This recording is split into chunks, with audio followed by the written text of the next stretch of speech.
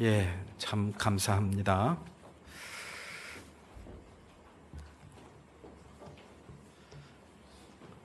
이수복 권사님이 어디 앉아 계신가?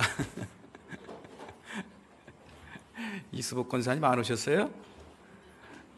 이럴 때는 우리 이수복 권사님이 막 나와서 춤을 추면 아주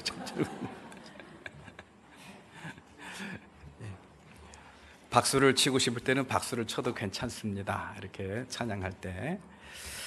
예, 우리 옆에 사람, 앞뒤 사람 함께 인사 나누시죠. 사랑합니다. 축복합니다. 네.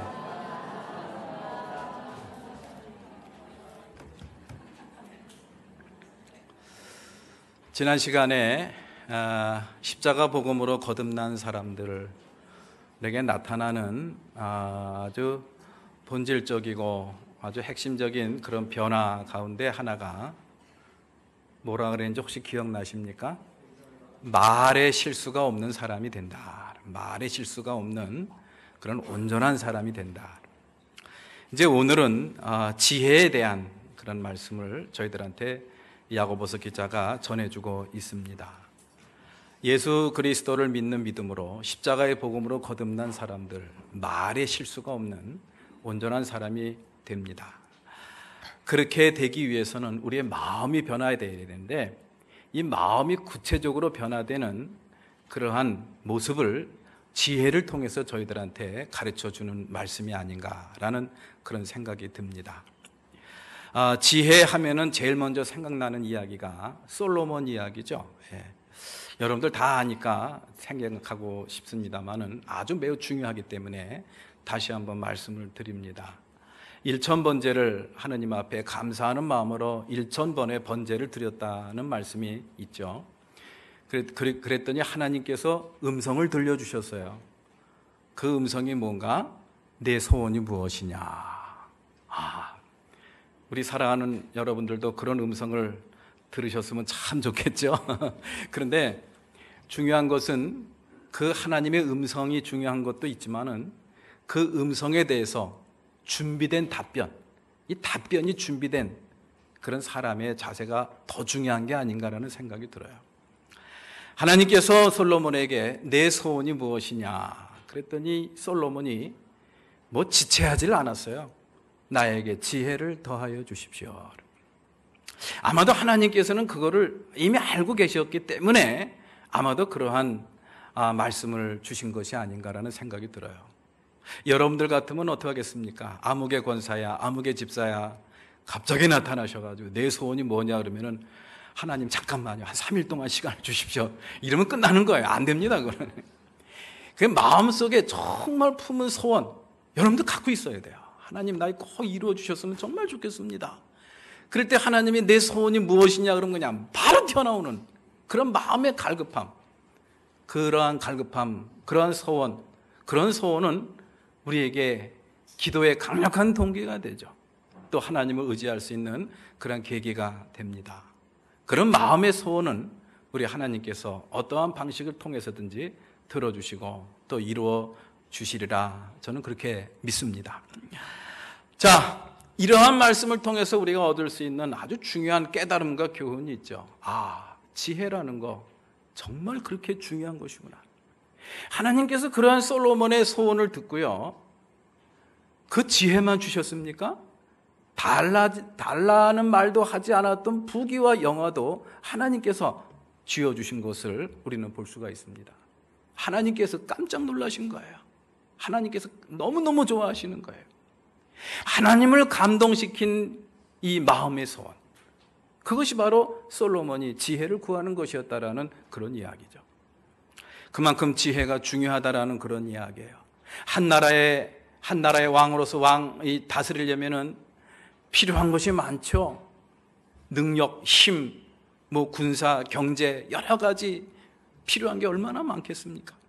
그러나 무엇보다 지혜를 구하는 이 솔로몬의 모습을 통해서 우리 인간의 삶에 있어서 지혜가 얼마나 소중한 것인가를 다시 한번 깨닫게 됩니다. 자, 그러한 지혜를 구한 이 솔로몬은 하나님께서 달라라고도 하지 않은, 요청하지도 않았던 부귀와 영화까지 주시는 그러한 모습을 보면서 정말 우리의 삶에 있어서 지혜가 얼마나 중요한 것인가, 소중한 것인가를 다시 한번 깨닫게 됩니다. 자, 그런데 문제는 그 지혜라는 것이 사람들이 잘 살도록 돕도록 하는 역할도 하지만 파멸에 이르게 하는 그런 지혜도 있다라는 것을 성서는 오늘 저희들한테 가르쳐 주고 있습니다. 하늘로부터 오는 지혜가 있고 또 땅으로부터 오는 세상의 지혜도 있다라는 것을 오늘 성서는 저희들한테 가르쳐 주고 있어요. 지혜가 우리 인간의 삶에 있어서 참 중요한 요소가 되긴 하지만은 그 지혜가 하늘로부터 오는 지혜가 있고 욕망으로부터 또 악마로부터 오는 그런 지혜도 있다라는 그런 이야기예요. 그러니 우리가 어떤 지혜를 붙잡고 살아야 될 것인가? 망하는 지혜를 붙들고 살아야 될 것인가? 아니면 복받는 지혜를 붙들고 살아야 될 것인가? 이러한 것들은 너무나도 명확한 우리의 어떤 판단이 필요하다는 것을 저희들한테 가르쳐 주고 있습니다. 그래서 본문 야고보 기자는 저희들한테 그 지혜를 잘 분별해야 된다라는 것을 저희들한테 가르쳐 주고 있습니다.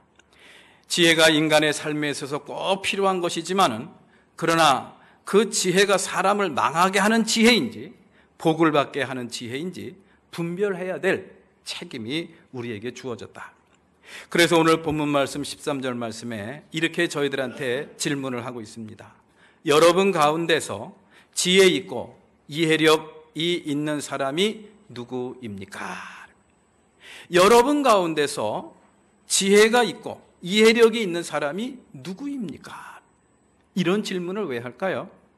당시 야고보서 기자가 저촉하고 있었던 그런 그리스도인들 신앙 공동체 가운데 지혜가 있는 사람들, 아주 똑똑하고 리더십을 갖춘 그런 사람들 가운데 많은 사람들이 사람들을 헷갈리게 하더라는 그런 이야기예요. 그리고 공동체를 분열시키고 망하게 하더라는 그런 이야기입니다. 그러니까 그거는 잘못된 지혜를 붙잡고 살아가는 그런 사람의 모습이겠죠. 이 질문 속에는 지혜가 있다는 사람들이 신앙 공동체와 세상을 어지럽히니 그 지혜가 어떤 지혜인지를 성찰할 것을 요청하는 그러한 말씀이라고 생각을 합니다.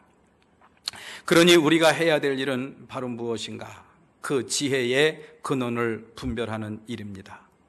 우리에게 주어진 지혜, 그것이 하나님에게서 난 지혜인가? 아니면은 악한 영으로부터 주어진 지혜인가? 이러한 영의 분별을 갖다가 요청하는 그러한 말씀을 저희들한테 전해준 그러한 기자도 있죠. 요한일서 4장 1절 말씀, 사도 요한이 저희들에게 이러한 부탁을 한 적도 있습니다. 요한일서 4장 1절 다 같이 한번 읽어볼까요? 사랑하는 여러분, 어느 영이든지 다 믿지 말고 그 영들이 하나님에게서 났는가를 시험하여 보십시오. 거짓 예언자가 세상에 많이 나타났기 때문입니다. 아멘. 이 세상에 영들이 있는데 그 영들이 하나님에게서 났는가를 시험해버려요. 테스트해버려요. 다시 말해서 이 세상에는 하나님으로부터 난 영이 있고 악한 영이 존재한다는 것을 저희들한테 가르쳐주고 있죠. 하나님의 영인지 악한 영인지 이거를 분별하지 않고 그냥 신비하고 좋다고 쫓아다니면 안 된다라는 그런 이야기입니다. 마찬가지로 우리가 이 땅에 품고 사는, 붙잡고 사는 지혜도 마찬가지입니다. 하나님께로부터 난 지혜가 있고 위로부터 내려오는 지혜가 있고 땅으로부터 육신의 욕망으로부터 악한 마귀로부터 주어지는 그런 지혜가 있다라는 것을 성서는 저희들한테 분명히 가르쳐주고 있어요. 하나님께로부터 위로부터 내려오는 지혜를 붙잡고 사는 사람은 잘 사는 겁니다. 복 받는 일입니다. 그러나 땅으로부터 육신의 욕망으로부터 또 악한 마귀로부터 주어지는 그런 지혜를 붙잡고 사는 사람은 망하는 거예요. 파멸에 이르는 것이라는 그런 이야기죠. 그래서 야고보서 기자는 그것을 잘 분별해야 된다라는 말씀을 하면서 아주 구체적인 그런 내용들을 저희들한테 오늘 가르쳐주고 있죠. 먼저 세상의 지혜를 먼저 언급하고 있습니다. 다시 말하면 붙잡아서는 안 될 지혜예요. 망할 지혜입니다. 오늘 본문 말씀 14절 말씀을 여러분들 보십시오. 여러분의 마음속에 지독한 시기심과 경쟁심이 있으면 자랑하지 말고 진리를 거슬러 속이지 마십시오. 15절 말씀 바로 또 이어집니다. 그 망할 지혜, 또 우리에게 시기심과 경쟁심으로 비롯된 그러한 지혜가 어떠한 지혜인가를 아주 구체적으로 규정하고 있어요. 15절 말씀, 이러한 지혜는 위에서 내려온 것이 아니라 땅에 속한 것이고 육신에 속한 것이고 어디에 속한 것이다? 악마에게 속한 것이다. 아주 우리가 정말 새겨들어야 될 아주 소중한 말씀을 아주 자극적인 그러한 표현으로 저희들한테 전해주고 있죠. 땅에 속한 것이고 육신에 속한 것이고, 이제 여기까지는 우리가 참 수용하기가 이제 그렇게 어렵지 않은데, 악마에게 속한 것이다 라는 그러한 표현 속에서는 우리가 상당히 아주 이 긴장을 하게 됩니다. 그러한 지혜는 어떠한 행위를 유발하느냐, 그게 바로 16절 말씀에 있어요. 혼란과 악한 행위를 유발하게 마련이다. 우리 사랑하는 성도 여러분들, 우리가 어떠한 지혜를 붙잡고 살아가느냐, 이게 얼마나 소중한지 몰라요. 그러나 무엇보다도 시기심과 경쟁심으로 인하여 거기로부터 비롯된 그러한 지혜, 그것이 출발이 되고 그것이 동기가 된 그 지혜, 이거는 안 된다, 아니라는 그런 이야기. 시기심과 경쟁심으로부터 출발한 그러한 지혜, 이거는 세상의 지혜고 육에 속한 지혜고 악마의 지혜라는 것을 오늘 성경은 저희들한테 가르쳐주고 있습니다. 요즘에 핫 이슈가 되고 있는 그런 내용, 이 이슈 가운데 하나가 서울에 있는 숙명여고 이 사건이죠. 검찰이 이 학교에 들어가서 압수수색을 했대요. 다 털어갔다라는 그런, 이런 건 아주 굉장히 흔치 않은 일입니다. 그리고 그곳에 이 교사 한 분이 직위해제를 당하고 이제 수사를 받게 되었대요. 그 사건은 이렇게 됩니다. 1학년 때 121등하고 56등인가 하던 이 쌍둥이 자매가 있었는데, 2학년 올라와 가지고 쌍둥이 자매가 한 아이는 이과에서 1등하고 한 아이는 문과에서 1등을 했대요. 그러니까 거기 그 숙명여고에서 이과에서 1등하면은 서울대학교 의대는 따놓은 단상이라고 생각할 만큼 아주 입시로 유명한 치열한 그런 학교이기도 하죠. 그게 이제 이 주변에서 술렁거리기 시작을 하고, 도대체 이거 어떻게 된 건가?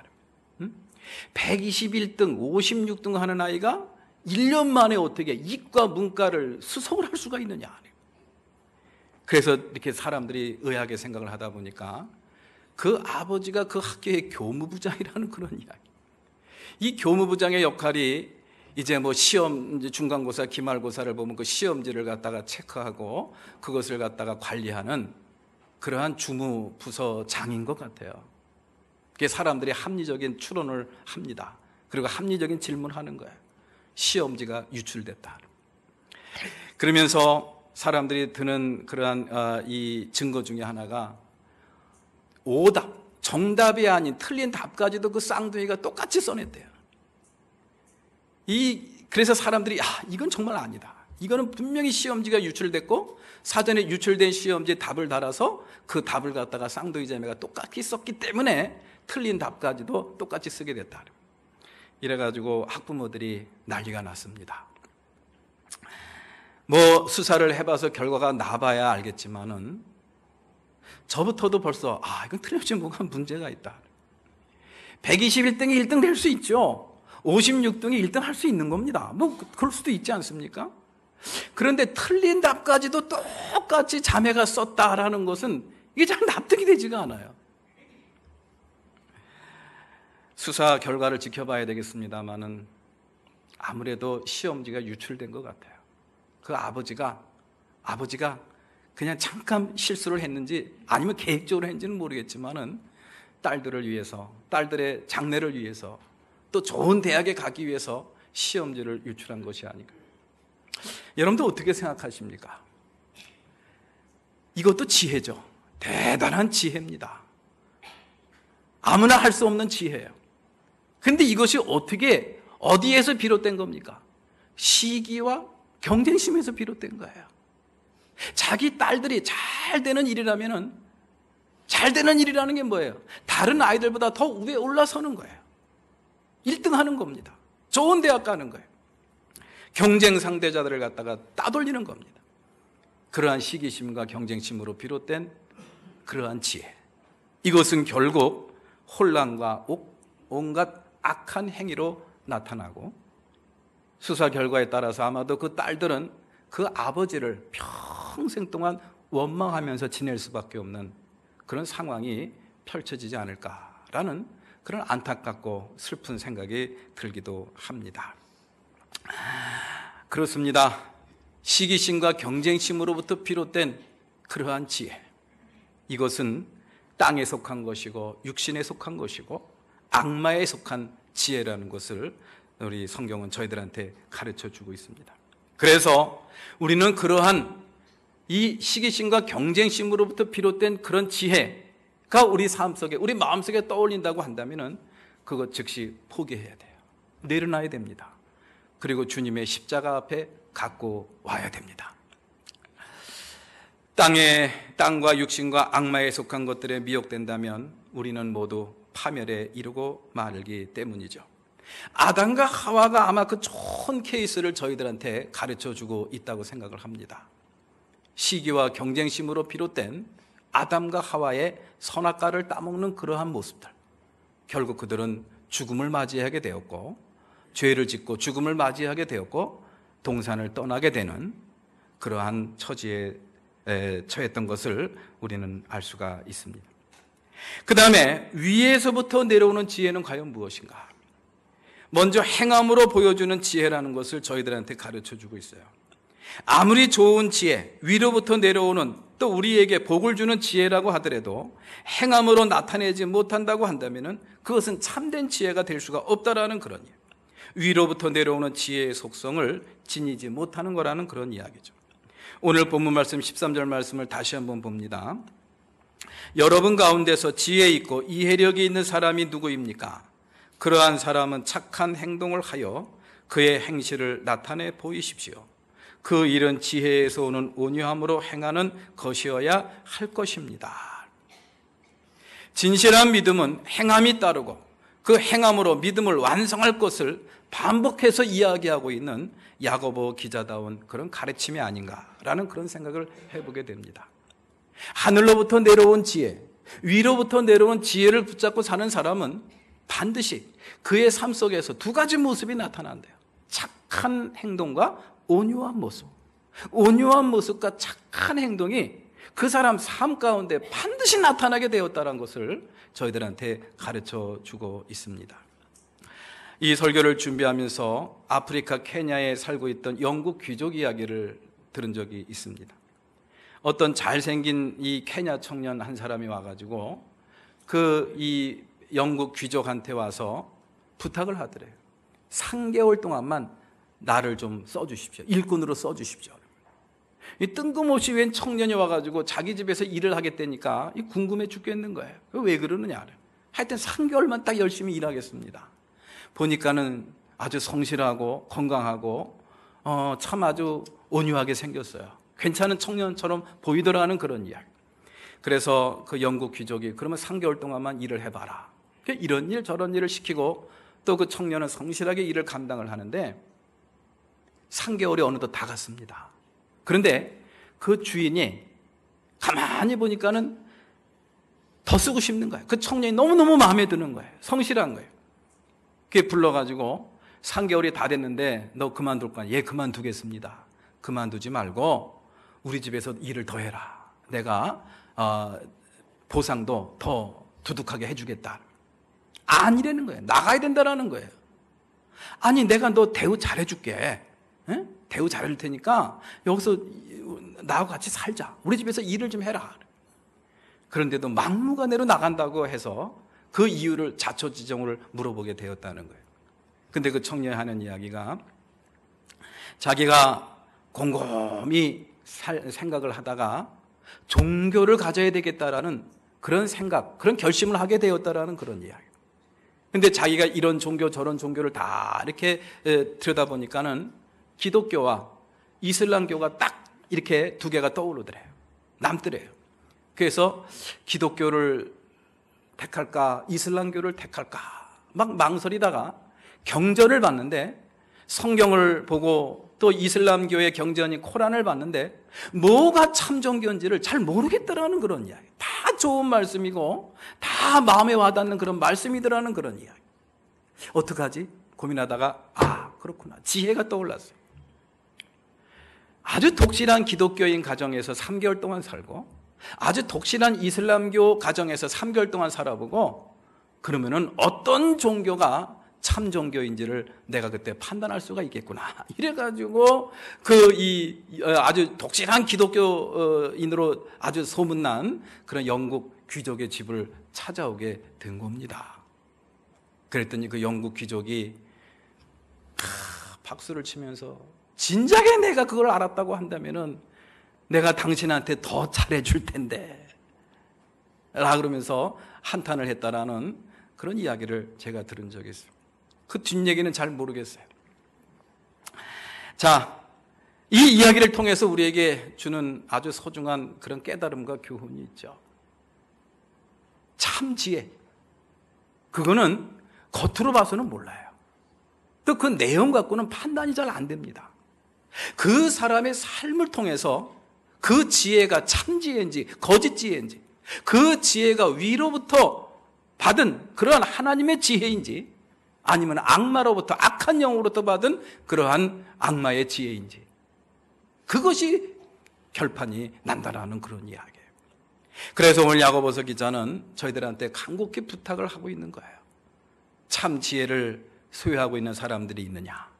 그러면 너희 삶 속에서 착한 행실을 보이고 그리고 온유한 모습을 보여야 된다. 우리 사랑하는 성도 여러분들 삶 속에 착한 행동과 온유한 모습이 많이 나타나기를 기원합니다. 그건 누가 제일 잘 아느냐? 옆에 제일 가까이 있는 사람이 제일 잘 아는 법이에요. 그러니까 여러분들, 내가 정말 참 지혜를 붙잡고 사는지 거짓 지혜를, 악마의 지혜를 붙잡고 사는지 여러분들 궁금하시면은 가까이 있는 사람한테 물어보세요. 자기가 생각하기에 나 어떻게 보여? 솔직히 말하는데 좀 성질이 더러워요. 이런 말 들으면 이제 이거 굉장히 심각한 겁니다. 내가 말 안 하고 싶은데요, 정말 본받고 싶어요. 늘 곁에 있고 싶고, 그리고 뭔가를 이렇게 마음을 따뜻하게 해주는 것 같아. 이러면 또 이제 굉장히 여러분들이 또 기뻐해야 될 그런 일이 아닌가라는 그런 생각이 듭니다. 이슬람교를 믿을지 기독교를 믿을지 경전 갖고는 판단이 안 돼. 그 사람 삶을 통해서 어떤 것이 참 종교인지를 판단하려고 하는 그 청년의 지혜야말로 정말 우리들에게 주는 교훈이 정말 큰 모습이 아닌가라는 그런 생각이 듭니다. 여러분들의 삶을 통해서 착한 행실과 온유한 모습을 보여줄 수 있는 그런 참 지혜를 붙들고 사는 우리 모든 성도가 되시기를 주의 이름으로 축원을 드립니다. 그 다음에 무엇보다 평화를 이루는 모습을 만들어낸다는 것이 굉장히 마음에 와 닿습니다. 오늘 17절 말씀 이렇게 저희들한테 가르쳐주고 있어요. 위에서 오는 지혜는 우선 순결하고 다음으로 평화스럽고 친절하고 온순하고 자비와 선한 열매가 풍성하고 편견과 위선이 없습니다. 순결하고 평화스럽고 친절하고 온순하고 자비와 선한 열매가 풍성하고 편견과 위선이 없는 모습들, 이것이 바로 위로부터 오는 지혜를 붙잡고 살아가는 그런 사람의 모습이다. 분열과 다툼, 혼란이 아니라 순결하고 평화롭고 친절하고 온순하고 편견과 위선이 없는 그러한 모습, 이것이 바로 하나님의 지혜, 위로부터 내려오는 지혜를 붙잡고 살아가는 사람의 모습이다. 이런 사람은 잘 삽니다. 행복하게 잘 삽니다. 기쁨이 충만한 삶을 잘 살아갈 수가 있는 거예요. 성 프란시스 이야기를 잠깐 합니다. 언젠가도 말씀을 드린 기억이 납니다마는 이 성 프란시스가 수도원에서 금식 기간을 선포하고 지내는데 누가 배가 고팠는지 참지 못해가지고 식당에서 몰래 음식을 먹은 흔적이 사람들한테 들킨 거예요. 흔적을 남긴 거예요. 우리 가운데 누가 금식 기간의 규율을 어기고 누가 음식을 훔쳐 먹었습니다. 성 프란시스한테 와가지고 어떤 수도사가 일러 바치는 거예요. 그랬더니 성 프란시스가 눈을 감고 가만히 묵상하더니 수도사들을 다 모이게 하라. 이게 다 모였어요. 모여가지고 사람들을 한 사람 한 사람 쳐다보면서 어쩌자고 여러분들 약속을 어깁니까? 금식을 선포한 거는 하나님과 우리의 약속인데 왜 그 약속을 어기고 누가 이 음식을 먹었습니까? 음식을 먹은 사람은 지금 빨리 이제 앞으로 나와가지고 회개하시고 사람들한테 용서를 구하십시오. 그렇게 이야기할 줄 알았죠? 오늘로서 금식은 끝입니다. 여러분들 마음껏 음식을 드십시오. 그걸 끝났대요. 잘잘못을 가리고 누구를 끄집어내서 야단치고 하는 그런 모습이 아니에요. 모두가 다 하나가 되고 품어주고 용서해주고 그리고 그 사람으로 하여금 스스로 고백하고 회개하게 만드는 그런 따뜻한 그런 하나님의 모습, 하나님의 마음이 거기서 느껴지지 않습니까? 이것이 바로 하늘로부터 오는 지혜, 위로부터 오는 지혜를 붙잡고 사는 그런 사람의 모습이라는 그런 이야기. 자, 그러면 이제 마무리를 합니다. 어떻게 해야 우리가 위로부터 내려오는 지혜를 붙잡고 살아갈 수가 있는가? 그래서 우리의 삶이 평화롭고 순결하며 복받는 삶을 잘 살아갈 수가 있겠는가? 그 비결은 다른 게 아닙니다. 적어도 오늘 본문 말씀을 통해서 우리가 얻을 수 있는 그러한 판단은 또 기준은 바로 그겁니다. 세상적인, 육체적인, 악마적인 그러한 지혜, 그것을 갖다가 우리가 거절하면 되는 거예요. 그것을 갖다가 잘 분별하고 그것을 거부하면 되는 겁니다. 그러면 하나님께서 저와 여러분들에게 위로부터 내려오는 풍성한 지혜를 우리에게 허락해 주시는 것이 아닐까라는 그런 생각을 해봐요. 세상적이고 육체적이고 악마적인 그러한 지혜, 그거는 달콤합니다. 우리의 귀에 속삭일 때 얼마나 달콤한지 몰라요. 그 누구든지 그 소리에 귀를 기울이면 다 넘어가게 돼 있어요. 누가 그랬습니까? 아담과 하와가 그랬잖아요. 너 동산 한가운데 있는 선악과 열매 따먹으면 안 된다 라고 하나님께서 분명히 말씀했는데 악마가 와서 속삭이는 거야. 아니야, 그거 따먹어봐. 하나님이 따먹지 말라고 한 것은 네가 눈이 확 떠져가지고 밝아져가지고 하나님하고 똑같이 되는 것이 하나님이 싫어서 그런 거야. 한번 따먹어봐. 그러한 속삭임에 넘어가는 그 이유가 뭡니까? 그러한 속삭임에 넘어가는 이유는 다른 게 아니에요. 달콤한 거예요. 그럴듯한 겁니다. 아나니와 삽비라, 초대교회에 성령의 불길이 타올랐을 때 놀라운 일들이 많이 벌어졌죠. 그때 많은 성도들이 자기의 전 재산을 이 공동체에다 바치는 그러한 일들이 일어났습니다. 그때 아나니와 삽비라도 우리도 하자 이래가지고 시기와 경쟁심으로 거기에 참여를 합니다. 근데 그렇게 결단을 하고 다 재산을 처분하고 이제 이 예루살렘 신앙 공동체에 그것을 갖다가 봉헌을 하려고 하는데 욕심이 생기는 거예요. 저 가운데 얼마를 떼서 장롱 속 이불 속에 깊숙이 감춰 놓으면은 나중에 필요할 때 쓸 수 있겠지? 그러면서 그렇게 합니다. 그때 베드로가 묻죠. 베드로는 벌써 그 영을 꿰뚫어 보는 거예요. 이것이 내가 갖고 있는 재산의 전부냐? 예, 전부입니다. 너는 나를 속인 것이 아니라 하나님의 영을 속인 것이다. 그래가지고 그 자리에서 꾸꾸러져서 죽었습니다. 그 이야기를 들었던 그 아내였던 삽비라도 똑같은 상황 속에서 그렇게 세상을 떠나고 마는 안타까운 초대교회의 이야기를 우리는 사도행전 5장 말씀을 통해서 기억합니다. 그렇습니다. 세상적이고 육체적이고 악마적인 그러한 지혜는 우리를 참 달콤하게 합니다. 그리고 유혹하게 할 만큼, 우리가 넘어갈 만큼 굉장히 합리적이고 논리적입니다. 그것을 갖다가 우리가 거부할 수 있는 그러한 비결은 과연 무엇인가? 다른 게 아닙니다. 십자가 복음으로 우리가 무장을 하는 거예요. 십자가 앞에 나와서 그 모든 것들을 판단하고 십자가 복음으로 우리가 거듭난 우리의 모습을 바라보면서 십자가 복음에 의지를 하는 겁니다. 십자가 복음, 그것이 바로 하나님께서 우리에게 주신 놀라운 지혜의 근원이고 뿌리입니다. 하나님이 주시는 놀라운 지혜의 뿌리는 다른 거 아니에요. 바로 십자가 복음 속에 다 있습니다. 십자가 복음을 먼저 염두에 두고 가슴에 새기고 사는 사람들은 이 땅에 살면서 위로부터 내려오는 지혜를 힘입고 또 그 지혜를 붙잡고 살아갈 수가 있습니다. 십자가 복음이라는 게 뭡니까? 그리스도인이 어떤 사람들은 바로 그 십자가 그리스도인이라는 사람이 어떤 사람들입니까? 십자가 복음으로 거듭난 사람들이에요. 그 사람들에 대하여 사도 바울은 빌립보서를 통해서 이렇게 고백을 합니다. 빌립보서 1장 8절 우리 다 같이 한번 읽을게요. 시작. 내가 그리스도의 심정으로 여러분 모두를 얼마나 그리워하고 있는지는 하나님께서 증언하여 주십니다. 아멘. 이 빌립보 교인들을 갖다가 생각하고 사랑하고 또 늘 마음속에 그리워하는데 어떤 마음으로 한다 그랬어요? 그리스도의 심정으로.